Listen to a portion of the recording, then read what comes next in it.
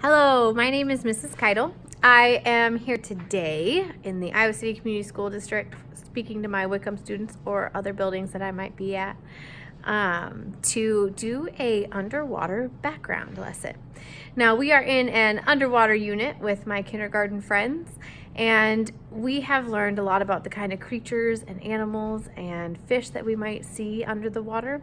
But what we're also going to be doing is creating a big background scene that we're going to be doing with a music performance. So today is all about getting that stage performance background started, and we're going to be focusing on that background. So we're thinking a lot about texture, value, which is the lights and darks of our colors, and of course, since it's in the ocean under the water, we're going to be having a lot of different values of blue and textures to go along with that color. So here we go.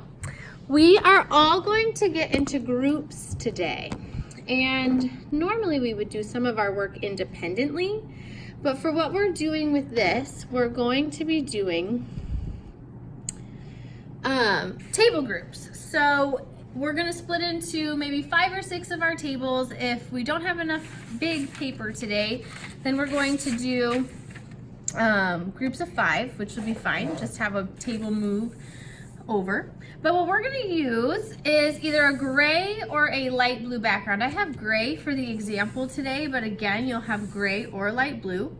We're also going to be using items like circular recycles, whether they're ovals or circle shapes, to do some tracing with crayons first.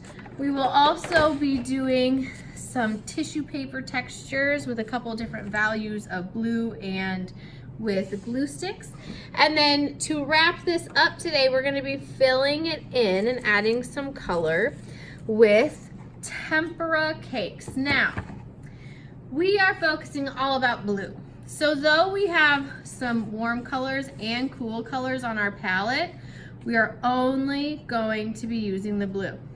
And if we want to block these off with tape or do something like that, we will do it because it will help us to remember we're focusing on the blue.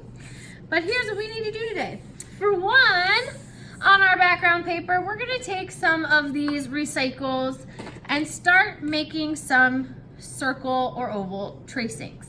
We're going to use blue crayons for these, remembering that all crayons are good crayons.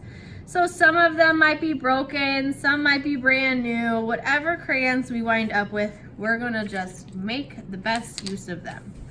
We're going to trace around these items, just kind of thinking about how there might be different bubbles, different movements, different actions going on in water. There's lots of things moving around in the sea, so at any given time, different parts of the water might look really, really different. So I'm going to just do a couple tracings here. Notice how I'm not doing any overlapping. That means that my shapes are next to each other, but there's no tracings that go on top of the others. We do want to kind of keep those a little separate for what we're doing today.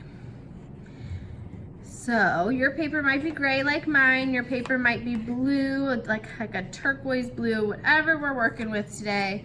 We are filling in with some tracings first.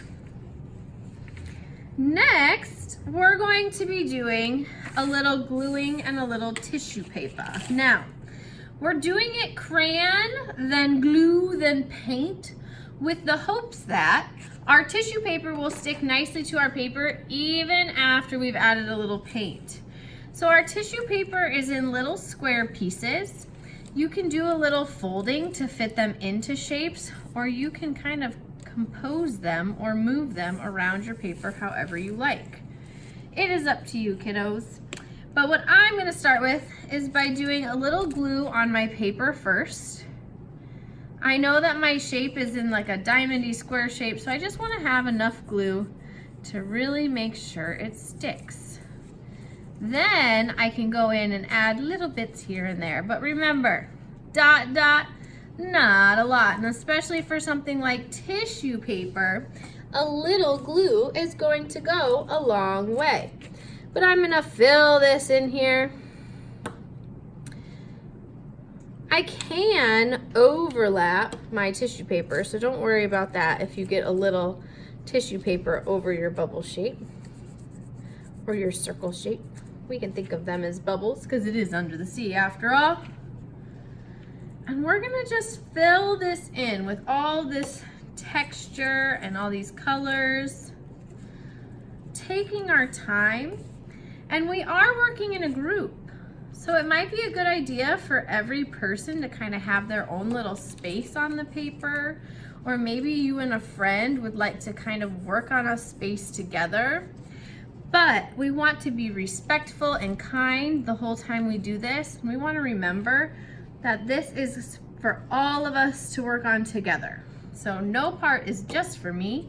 Even if it is a little spot that I'm starting, someone else might finish it for me or add a little bit more to it. Once we have some nice shapes and some nice tissue paper, and we can take some time on this, we can fill it in pretty well, especially if you have a gray. We want to see a little more blue than gray in the end, all right? So once we have these done, then I'm going to be using my Tempur cake, and I'm remembering I am just focusing today on blue and only blue. So what I'll do is I'll get my water cup and my paintbrush. We'll have a water cup or 2 water cups per table and a paintbrush per person. Kindergartners have been practicing to use the very tippy toes of their paintbrush. We've also practiced not tapping like this. Oh no, that is not a noise we should hear here in the art room. We always wipe our brush. But we'll take a little water and we will hydrate. We will add water to our blue.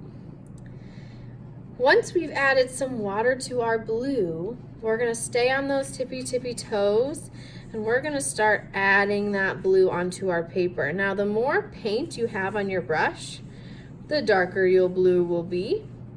You are going to want to fill in your circles, but guess what? Since we used crayons to draw these, we can go right on over that. And since we know that we wanted to have glue first for our tissue paper, it's okay if you want to add maybe little texture on your tissue paper, or maybe you want to do some kind of painting that is wavy, like you might think of how water moves. But our goal is to fill in our whole paper. So remember, if we've got our water cup, we can go from our water to our paint to our paper. We're always wiping our paintbrush instead of tapping. And our groups today are going to get this paper nice and filled. Now, one thing we need to be careful of today is that we don't put too much water on our paper. If your table's paper is getting really wet, then you need to move to some dry spots.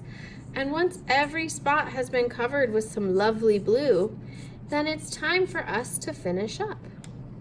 So our goal today is to trace shapes with blue crayons, glue down some tissue texture, and then paint more blue texture over our shapes, and maybe even add some wavy kind of lines as we go along. Please make sure that when you are done today, you rinse your paintbrush nicely in the sink with the bristles facing up, so that way our paintbrushes last a really long time. And our goal as we are finishing up is to have that big blue, beautiful paper. All right, friends, have a great time working on this today. If your paper is wet, that is a-okay. You can see the nice lines and textures that are going on here. All righty, have fun.